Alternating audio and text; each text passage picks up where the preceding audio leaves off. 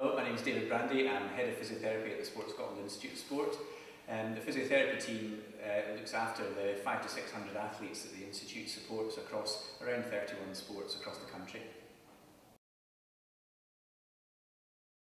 It's obviously very satisfying when you see an athlete return to their ability to perform on the world stage, having perhaps been injured or been physically in not such a good way at the outset.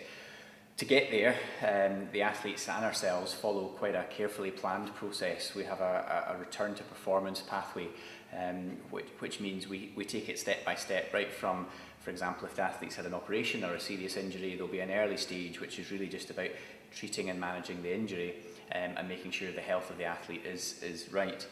Then as things progress on, there will be a modified amount of training that they can do. So we will work along with physical preparation colleagues, with the technical coaches within the sport, to really try and deliver a very bespoke package of training and rehabilitation that fits with the needs of the sport. Then as they move on through that, it becomes much more a supportive role where the athletes are possibly back towards full training, but what we need to do is make sure that they're conditioned well enough that when they return to perform, we're not worried then that there's a risk of breakdown. We know they've gone through a robust process and they really are ready to perform when they step back onto the field or court or back into their sport.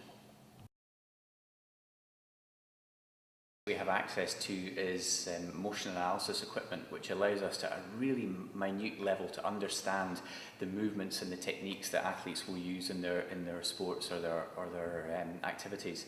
What that lets us do is really tailor the input that we would give them to really best represent the demands that they'll face when they return to their sport. So it really lets us provide a bespoke, appropriate rehab process or physical training process that best fits with their needs. Glasgow, once the team was named, then all the athletes that were named in that, then nobody had to withdraw prior to the game starting. Everyone was in good shape and was able to compete to the best of their ability at the game. So that was very satisfying. And within that, there were athletes who perhaps had suffered potentially career-threatening injuries in the past, and we'd worked with consistently through their preparation process, and then we're in the mix for Commonwealth and Olympic places on their return to play. So that's certainly very satisfying to accompany people along that journey.